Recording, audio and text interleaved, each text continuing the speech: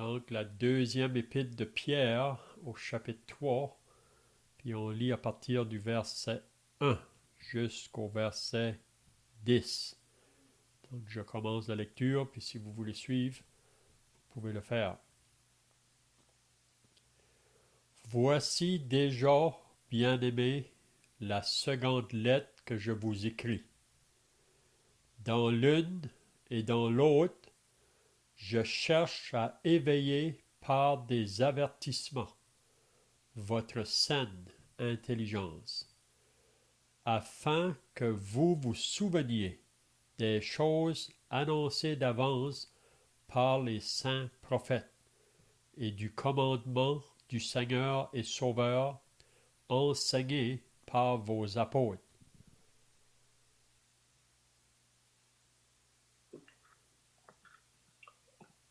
Sachant, avant tout, que dans les derniers jours, il viendra des moqueurs, avec leur raillerie, marchant selon leur propre convoitise, et disant, où est la promesse de son avènement? Car depuis que les pères sont morts, tout demeure comme dès le commencement de la création.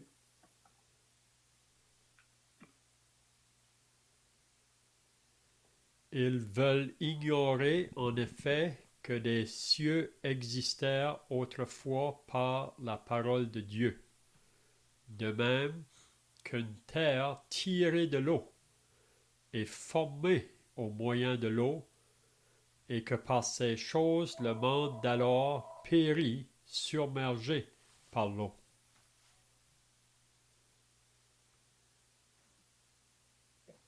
Tandis que par la même parole, les cieux et la terre d'après sont gardés et réservés pour le feu, pour le jour du jugement et de la ruine des hommes impies. Mais il est une chose, bien-aimée, que vous ne devez pas ignorer, c'est que devant le Seigneur, un jour est comme 1000 ans, et 1000 ans sont comme un jour. Le Seigneur ne tarde pas dans l'accomplissement de la promesse, comme quelques-uns le croient, mais il use de patience envers vous, ne voulant pas qu'aucun périsse, mais voulant que tous arrivent à la repentance. Le jour du Seigneur viendra, comme un voleur. En ce jour, les cieux passeront avec fracas, les éléments embrasés se dissoudront, et la terre, avec les œuvres qu'elle renferme, sera consumée. Amen. Donc, on va arrêter là pour notre lecture. Donc, si vous étiez là la semaine passée, on avait regardé la fin du chapitre 2, puis on avait vu concernant les faux docteurs. On avait dit que Pierre, dans sa deuxième épître, met en garde les chrétiens contre les faux docteurs. On avait vu la semaine passée que ces faux docteurs, c'est des gens qui viennent à vous, comme Jésus a dit, ils viennent en vêtements de brebis, mais au-dedans, ce sont des loups ravisseurs. Donc, à la première vue, ça paraît qu'ils vont vous apporter du bien ou qu'ils vont vous amener une certaine liberté, mais comme qu'on avait vu la semaine passée, que eux-mêmes sont esclaves de leur péché vraiment. Puis par des beaux discours, ils peuvent amorcer des personnes qui viennent à peine d'échapper aux hommes qui vivent dans l'égarement. Donc on avait dit la semaine passée que souvent ces faux docteurs ou ces sectes qui nous entourent ou la religion des hommes vont amorcer des personnes qui, à un moment donné, ont eu peut-être un intérêt aux choses de Dieu. Ils vont commencer à réaliser que ce monde ne peut pas les satisfaire ou remplir leur vide. Puis pour un moment donné, il y a des personnes qui se mettent à chercher, même qui vont commencer à lire la parole de Dieu. Ils vont avoir des désirs pour savoir, pour connaître à propos des choses de cette vie et même pour ce qui vient après cette vie. Mais c'est pas longtemps après qu'une personne commence à avoir un désir là, pour chercher les choses de Dieu que ces faux vont se présenter à votre porte. Puis ils vont vous annoncer des choses qui peuvent vous attirer vers eux, mais à la première vue, ça paraît qu'ils vont vous apporter une certaine liberté, mais c'est le contraire vraiment.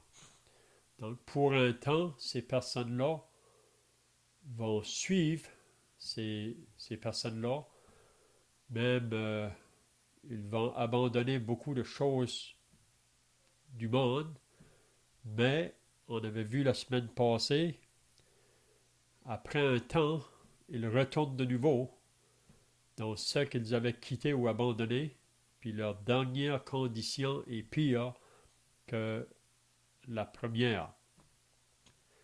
Puis Pierre disait à la fin du chapitre 2, là, il leur est arrivé ce que dit un proverbe vrai.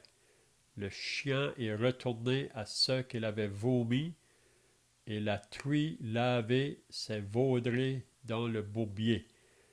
Donc, quand il dit que leur condition est pire que la première, il donne deux exemples. Et le chien qui a vomi retourne de nouveau vers sa vomissure. Puis la truie lavée retourne de nouveau dans le bourbier. Ça, c'est pour parler des personnes qui ont eu une connaissance de la parole, qui ont même été exposées à la vérité, puis pour un temps, ils ont détourné ou qui avaient abandonné les choses du monde associées au péché, mais ils retournent de nouveau. Hein? Donc, c'est ça qu'on voit le résultat des faux docteurs, vraiment, ce qu'il apporte à beaucoup de personnes. Donc, aujourd'hui, on commence le chapitre 3 de la deuxième épître de Pierre. Puis Pierre continue un peu dans la même pensée, là. Puis qu'est-ce qu'il va dire au verset 1 du chapitre 3? Il a déjà mentionné dans le premier chapitre. Il dit, voici déjà, bien-aimés, la seconde lettre que je vous écris. Donc, Pierre avait écrit une première lettre à ces croyants-là, sa première épître, mais là, il leur écrit une deuxième lettre, puis il nous fait comprendre que dans l'une et dans l'autre, ça veut dire que dans sa première lettre et dans sa deuxième lettre, qu'est-ce qu'il veut faire? Il dit, je cherche à éveiller par des avertissements votre saine intelligence. Donc, Pierre veut dire des choses à ces croyants-là qu'il a déjà dit. Ce n'est pas des choses nouvelles, mais comme on avait dit dans les semaines passées, on a besoin d'être renouvelé dans les vérités qu'on a déjà entendues parce que on peut les oublier vite. Puis la raison qu'on peut les oublier, c'est parce qu'on vit dans un monde qui est tellement contraire, un monde qui s'oppose à ces choses. Puis parfois, on pourrait avoir tendance à nous relâcher ou même à penser que ce monde autour de nous, peut-être qu'ils ont raison. Mais Pierre veut vraiment nous rappeler ces choses-là. Puis ce que Pierre veut vraiment, il veut que nos pensées puissent s'accorder avec les pensées de Dieu et non pas avec les pensées de ce monde. parce que les pensées de ce monde sont complètement contraires aux pensées de Dieu. Puis c'est comme je viens de dire, parce que on vit dans un monde qui est sous la puissance du mal, puis tout autour de nous, vraiment, on entend des choses ou on voit des choses qui sont contraires à ce que la parole nous enseigne. Donc, à moins d'être affermi là et plongé dans la parole de Dieu, on pourrait être influencé, ou même des doutes pourraient surgir dans nos pensées. Donc, il dit, dans l'un et dans l'autre, je cherche à éveiller par des avertissements votre saine intelligence. Donc, il veut simplement que les croyants puissent accorder leurs pensées avec les pensées de Dieu. Donc, je ne sais pas si vous avez des pensées à ajouter là. On peut se dire que peut-être, malheureusement, c'est la réaction de plusieurs de faiblir, si on peut dire, dans la foi, cette réalité. On voit que la parole nous exhorte à grandir notre foi, à cultiver notre foi, à marcher dans la foi, à avancer dans la foi. Donc, Pierre nous écrit dans ces deux lettres, il cherche à nous éveiller par des avertissements. Pierre nous avait dit le même livre, dans 2 Pierre, mais au chapitre 1er, il dit au verset 12, voilà pourquoi je prendrai soin de vous rappeler ces choses, bien que vous les sachiez et que vous soyez affaires de vérité présente. Et je regarde comme un devoir, aussi longtemps que je suis dans cette tente, de vous tenir en éveil par des avertissements. Donc vraiment, Pierre prend cette réalité à cœur. On sait qu'il y a une parabole que le Seigneur a contée, la parabole des sols qu'on appelle. Malheureusement, il y a du grain qui est tombé dans la terre peu profonde, qui a bien poussé, mais qui ne porte pas de fruits. Aussitôt que la chaleur vient, c'est une herbe qui sèche. Elle ne porte pas de fruits. Et il y avait aussi la semence qui était tombée dans les épines et les ronces, qui se fait étouffer, ne porte pas de fruits non plus. Donc, comme tu le mentionnais, il y a cette réalité de certaines gens qui vont entendre la parole, qui vont y porter attention, qui vont sembler recevoir le message de la parole, mais qui ne seront pas attentifs pour longtemps. La Bible nous enseigne la persévérance. Celui qui croit dans le Seigneur va persévérer. Il a une nouvelle nature et l'Esprit de Dieu en lui le pousse à persévérer. Il a, comme on peut le lire dans ces avertissements de Pierre, quand même besoin d'être avisé, d'être averti. Parce qu'avec le temps, l'homme, on dirait, s'use, fatigue. Vous savez, c'est pas nouveau, c'est pas réservé même, je dirais, à l'Évangile. Quelqu'un qui achète une nouvelle voiture, avant de l'acheter, il la regarde, il l'examine, et on pourrait dire la convoite, et finalement, il décide de l'acheter. Après quelques mois, quelques années, cette voiture n'a plus le même attrait pour lui. Donc, l'homme a cette tendance tannée, si on peut utiliser cette expression, de se passer de ce qu'il a. Et c'est une chose mauvaise en regard de l'Évangile. Ça peut être une bonne chose. Hein. On ne soit pas trop attaché à notre voiture ou aux choses de la terre. Mais en ce qui regarde l'Évangile, c'est pas une bonne chose. Paul avait dit dans le même sens aussi dans l'Épître aux Galates. Il nous dit au chapitre 1er, verset 6, je m'étonne que vous vous détourniez si promptement de celui qui vous a appelé par la grâce de Christ pour passer à un autre évangile. Non pas qu'il y ait un autre évangile, mais il y a des gens qui vous troublent et qui veulent renverser l'évangile de Christ. Et Paul de rajouter même, quand nous-mêmes ou quand un ange du ciel annoncerait un autre évangile que celui que nous vous avons prêché, qu'il soit anathème.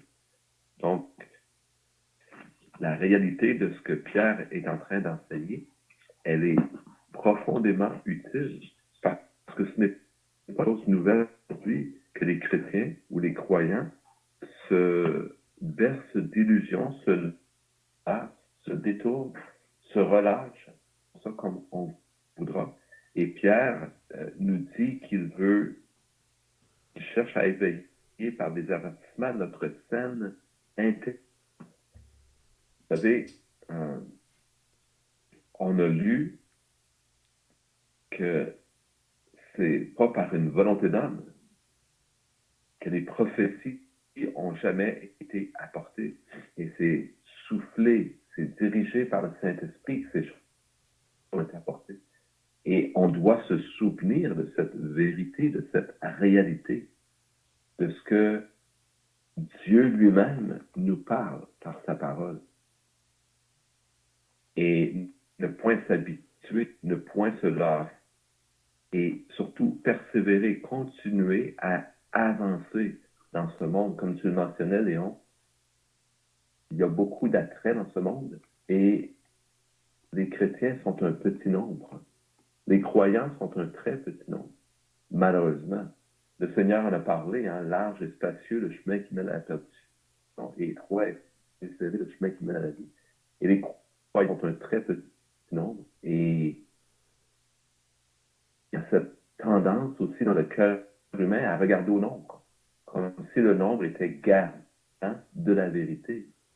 Alors qu'on le sait, il y a eu il y a eu toutes sortes de choses dans l'histoire de l'humanité. Les masses sont au contraire souvent l'occasion de tromper. Je vais m'arrêter ici parce qu'on pourrait aller voir dans les actes cette confusion qui est arrivée alors que Paul annonçait l'évangile et que la foule s'est mise dans la déesse des araignées, à crier, à scander, il y a eu une grande confusion, etc. Donc, les gens sont attirés par la foule. Et il faut dire que le Seigneur Jésus lui-même a été abandonné et a été seul. Donc, il nous faut être prêt d'avancer et de continuer dans toute constance.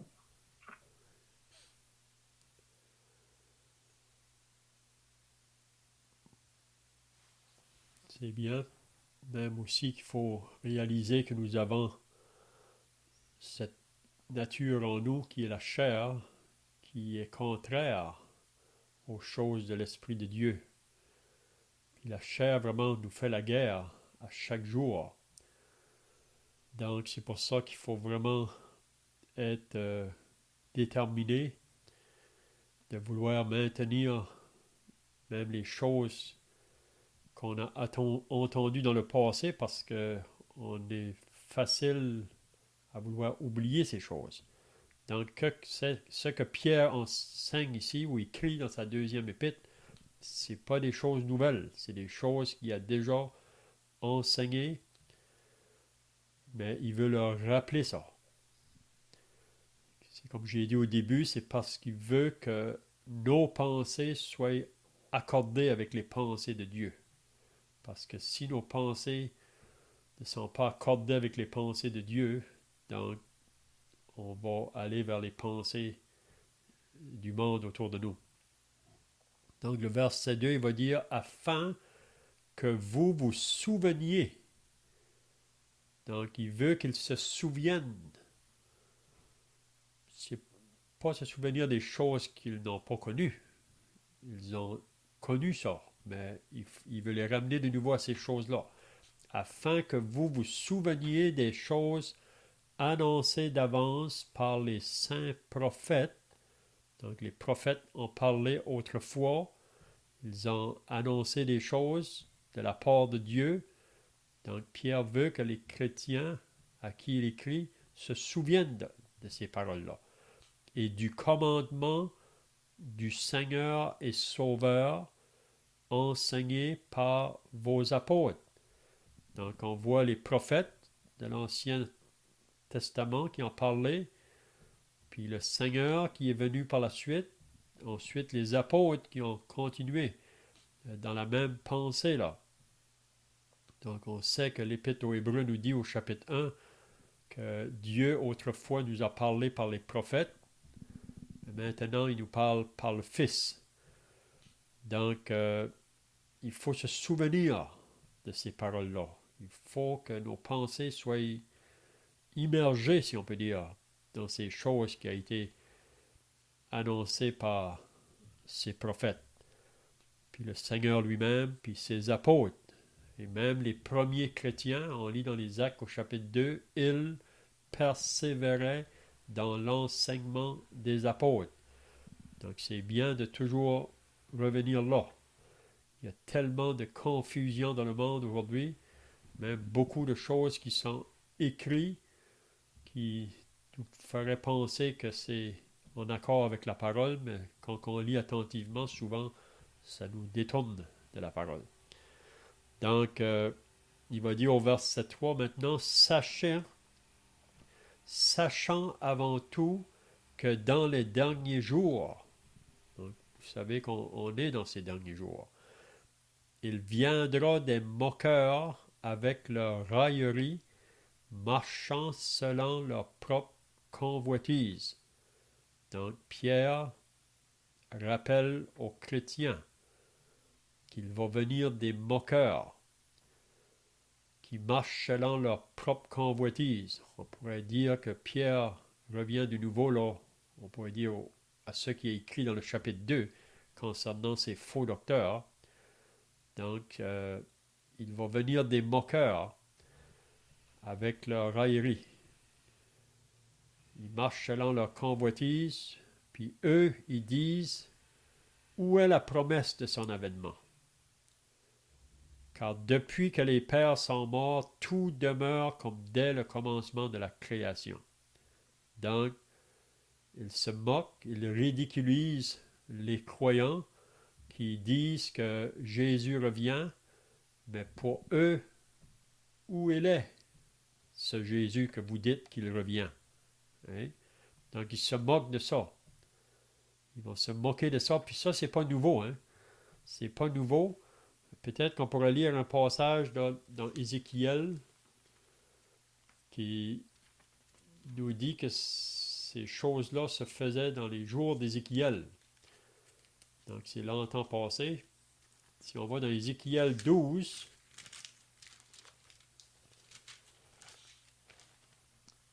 et le verset 21, on va lire des paroles là pour montrer que c'est pas nouveau. Dans toute l'histoire du peuple de Dieu, il y a toujours eu des personnes qui se sont moquées des choses ou des vérités que le peuple de Dieu enseigne. Donc on lit dans Ézéchiel 12, 21. Peut-être qu'on peut lire une partie là. Il dit, la parole de l'Éternel me fut adressée en ces mots. Donc c'est la parole qui est adressée à Ézéchiel. Fils de l'homme, que signifient ces discours moqueurs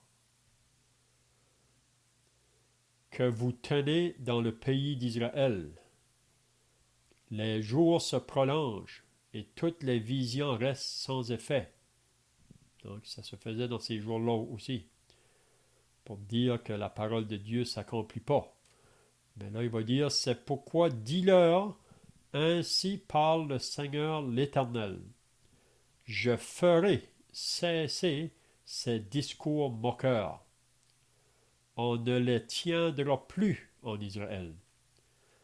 Dis-leur, au contraire, les jours approchent et toutes les visions s'accompliront. Car il n'y aura plus de visions vaines, ni d'oracles trompeurs au milieu de la maison d'Israël. Car moi, l'Éternel, je parlerai. Ce que je dirai s'accomplira et ne sera plus différé. Oui, de vos jours, famille de rebelles, je prononcerai une parole et je l'accomplirai, dit le Seigneur l'Éternel. Donc ici, Ézéchiel doit parler au peuple.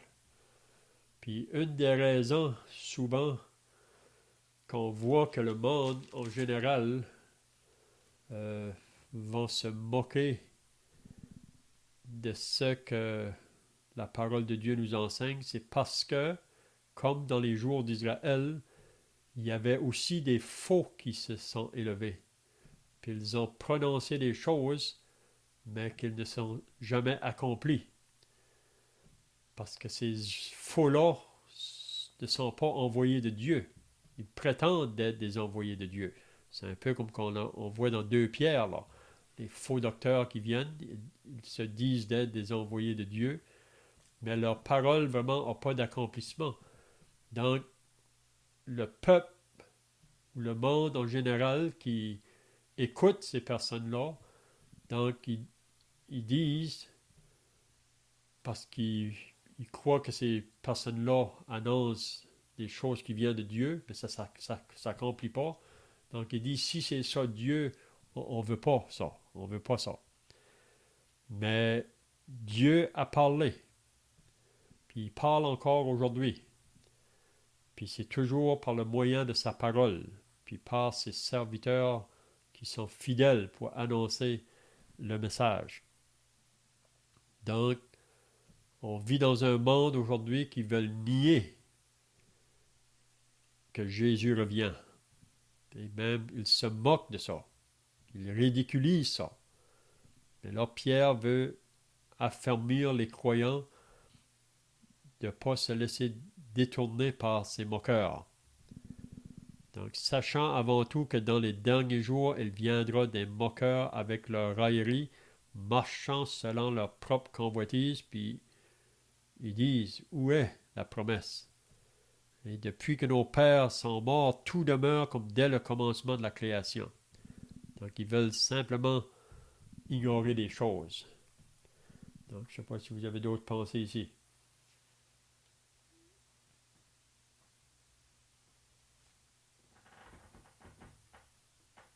Et si on en vient à l'exemple que tu donnes d'Ézéchiel, en fait, Ézéchiel est un prophète de la déportation. On sait qu'une bonne partie de son ministère n'aura pas lieu en Israël. Et pourquoi? Dieu a fait la destruction de Jérusalem et les Juifs ne le croyaient pas. Et ils disaient, ce qu'il annonce, c'est pour des temps éloignés. C'est pour loin, loin, plus tard. C'est pas pour nous.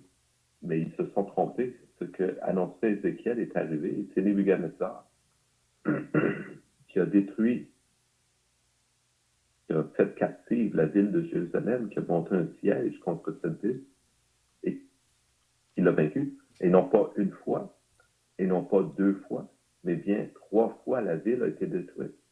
Et pourquoi 3 fois? Comment un roi comme le roi Nebuchadnezzar peut avoir eu tant de patience à l'égard de Jérusalem, si ce n'est que Dieu avait compassion de son peuple? Dieu avait permis, oui, de frapper le peuple. Et Dieu dit, je ne puis te laisser impuni, parce que le peuple n'écoutait pas la parole de Dieu.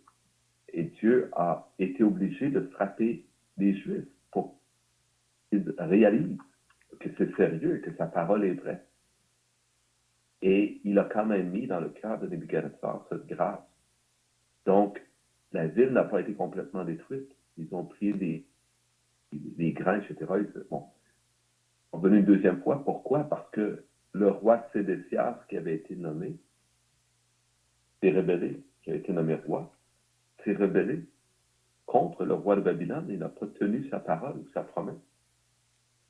Et Nebuchadnezzar est obligé de revenir et d'attaquer à nouveau la ville de Jérusalem pour la conquérir de nouveau. Et bien sûr que Sédécias s'en est pas bien tiré, mais comment son cœur a-t-il pu être entraîné à croire les paroles des gens qui étaient autour de lui, qui lui disaient « Révolte-toi, tout va bien aller, Dieu va te bénir. » Donc, comment en venir à penser en faisant contraire à la parole de Dieu, en n'étant pas ce que Dieu dit, que l'on puisse être béni?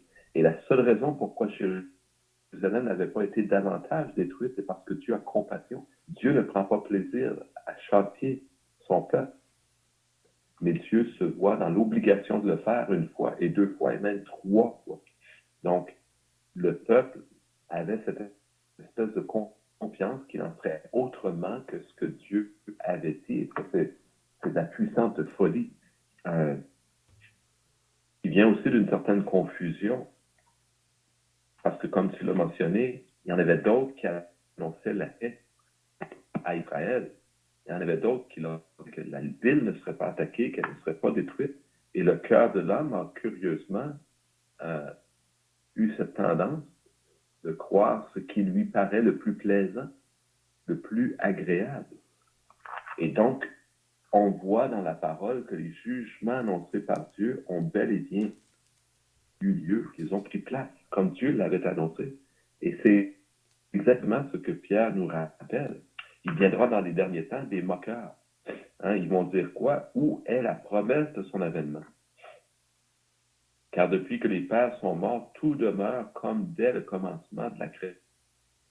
Comme si c'était vrai. Les choses ne sont pas du tout comme dès le commencement de la création. Quand Dieu a créé au commencement, le péché n'était pas dans le monde. Il n'y avait pas de maladie, il n'y avait pas de mort, il n'y avait pas de souffrance. Ces choses n'existaient même pas.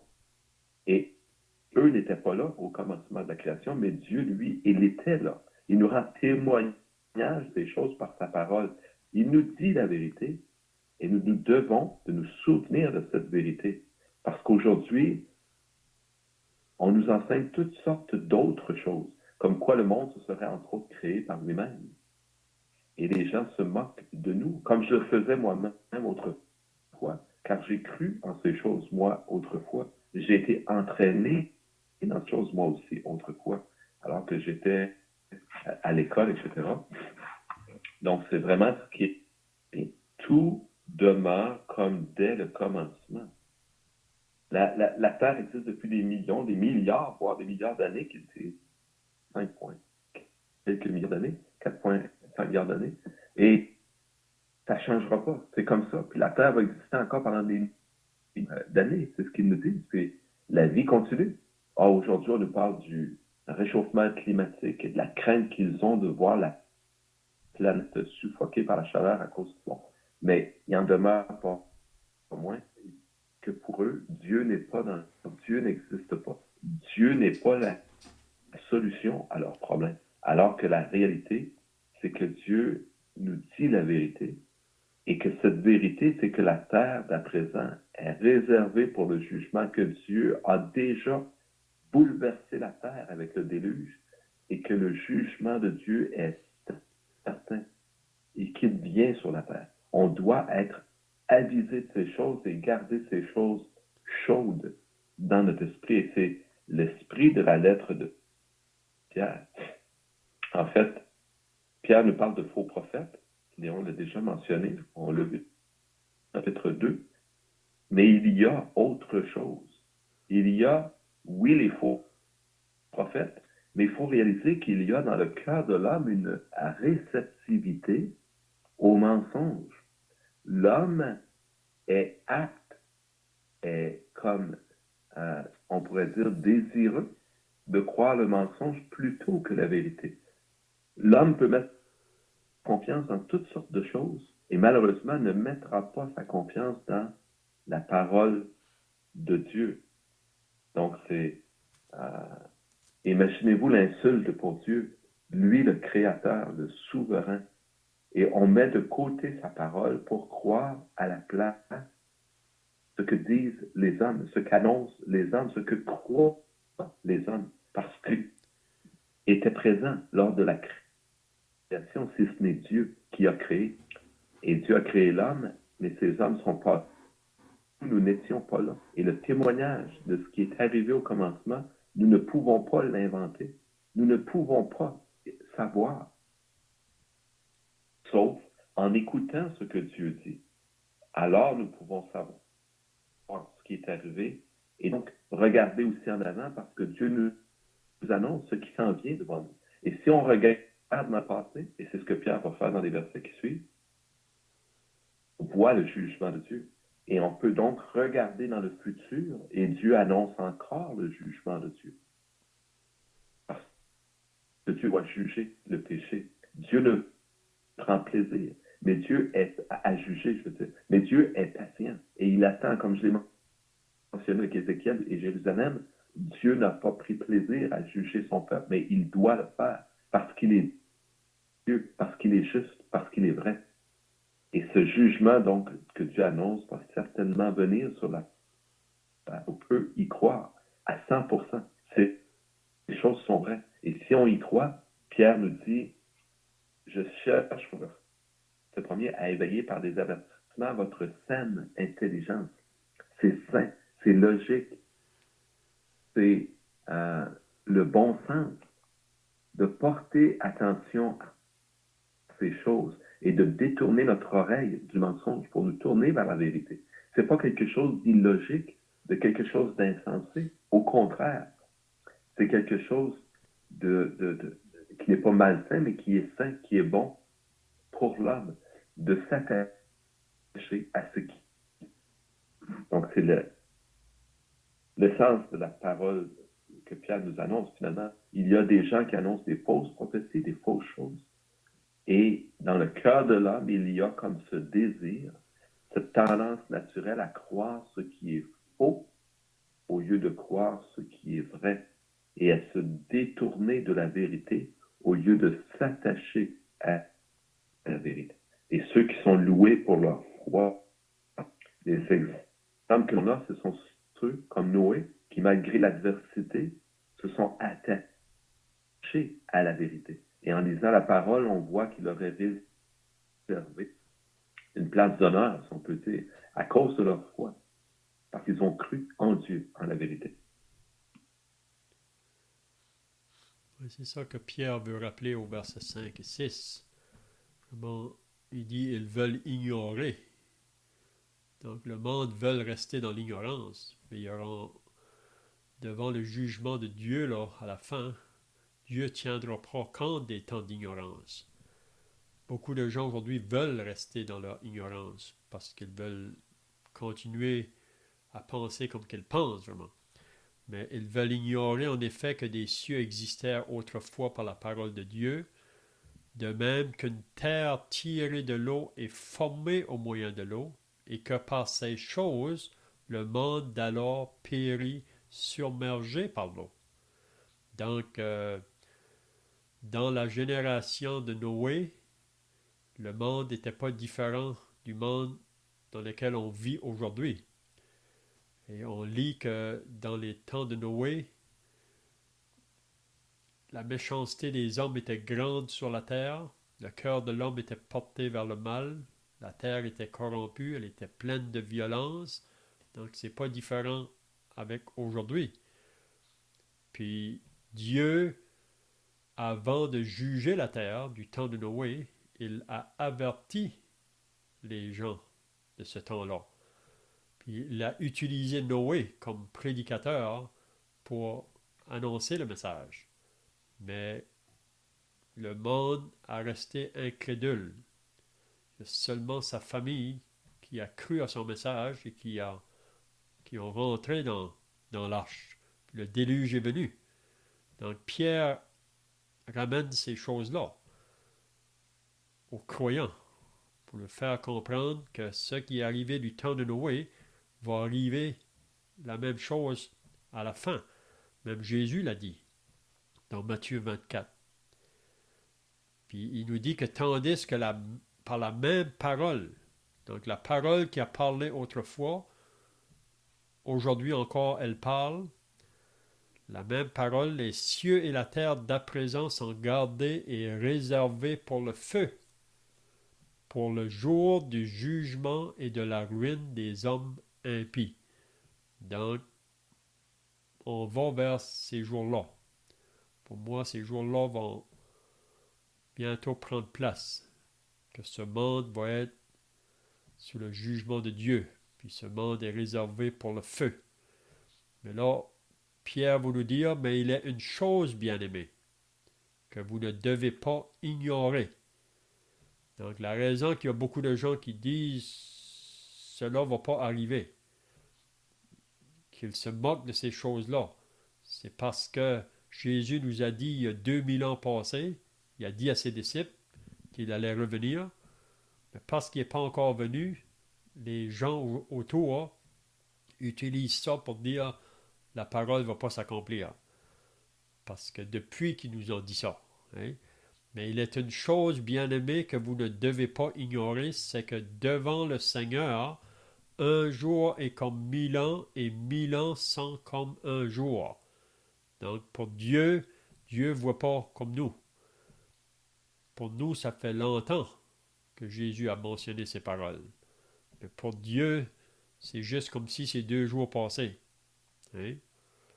Donc, Pierre va ajouter pour dire, le Seigneur ne tarde pas. Il ne tarde pas. Il va venir. Mais la raison qu'il n'est pas encore venu, c'est parce qu'il est simplement patient, puis il pousse sa patience dans sa limite, si on peut dire. On voit qu'il est un Dieu qui est lent à agir, mais sa patience a ses limites, comme dans le temps de Noé. Le Seigneur ne tarde pas dans l'accomplissement de la promesse, comme quelques-uns le croient, mais il use de patience envers vous. Donc, il use de patience envers ceux qui encore résistent à son appel, mais il voudrait que ces personnes-là puissent se repentir de la manière qu'ils pensent, puis qu'ils pourraient s'accorder avec la pensée de Dieu pour être sauvés. Donc, ne voulant pas qu'aucun périsse, mais voulant que tous arrivent à la repentance. Donc, c'est ça l'appel de Dieu envers le pécheur, qu'il puisse se repentir, c'est-à-dire dire Dieu est vrai et moi je suis menteur, puis qu'il se mette en accord avec la pensée de Dieu, parce qu'à moins que le pécheur se repente, il va aller dans le jugement de Dieu. Donc le jour du Seigneur viendra, Pierre dit, comme un voleur. En ce jour, les cieux passeront avec fracas, les éléments embrasés se dissoudront, et la terre avec les œuvres qu'elle renferme sera consumée. Donc ce monde va être bientôt dans le jugement de Dieu. Toutes les choses qu'on peut voir dans ce monde, ça va bientôt partir. Mais on sait que pour le peuple de Dieu, il y aura un nouveau ciel et une nouvelle terre. Donc on voit ça dans le livre de l'Apocalypse. Donc si vous lisez le livre de l'Apocalypse, on voit ce qui va bientôt prendre place. Donc je vois que le temps est passé, donc moi qui ai d'autres pensées pour terminer là. Sinon, on va terminer par la prière.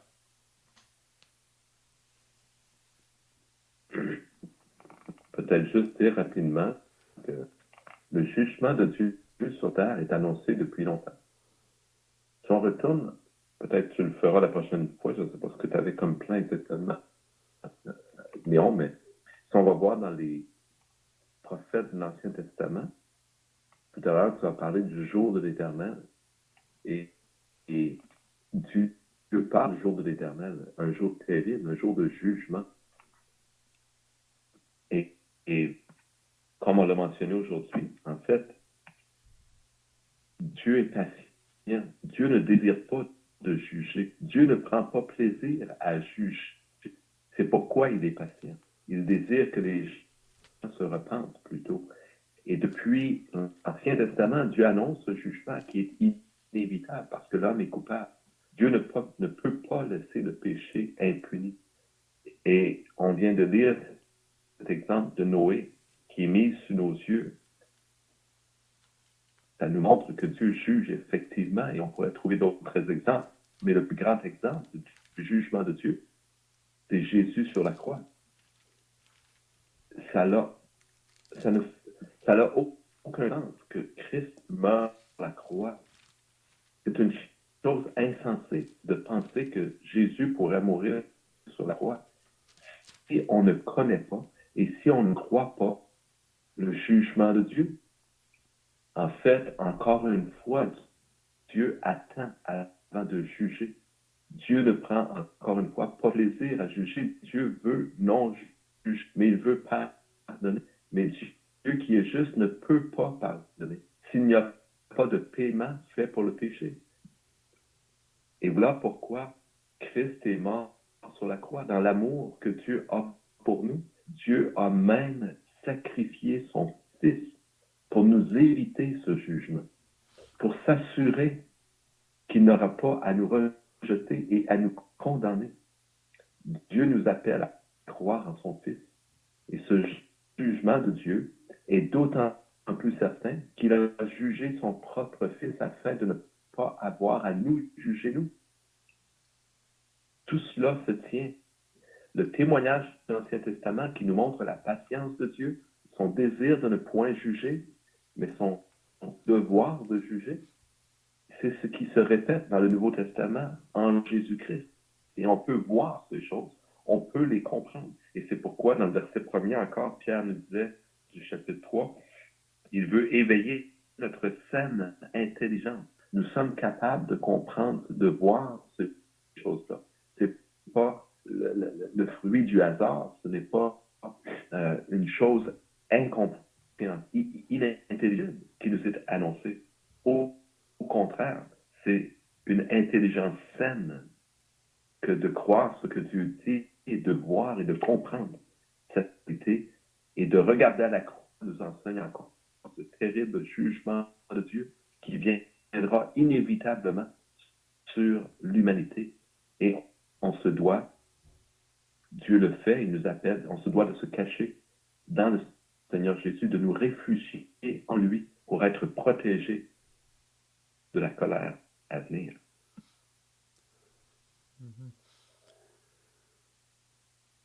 C'est bien, on va terminer par la prière, puis on peut chanter un cantique pour terminer. Notre Dieu et notre Père, nous voulons maintenant venir devant ta présence encore pour te remercier pour ta parole que tu nous as laissée, ta parole qui nous révèle les choses qui vont bientôt venir sur ce monde. Et nous voulons croire que si tu n'es pas encore venu, c'est parce que tu es le Dieu patient, c'est parce que tu veux encore sauver les pécheurs, tu veux que tous viennent à la repentance et à la foi en ton Fils. Mais nous croyons que bientôt, ta patience va terminer et que ce que tu as dit, tu vas l'accomplir envers ceux qui ont refusé de se tourner vers toi dans la repentance et de croire en ton Fils. Donc nous prions ta bénédiction sur chacun qui était présent ce matin et aide-nous à nourrir nos pensées avec ce que Pierre nous a dit dans cette lettre. Au nom du Seigneur Jésus. Amen.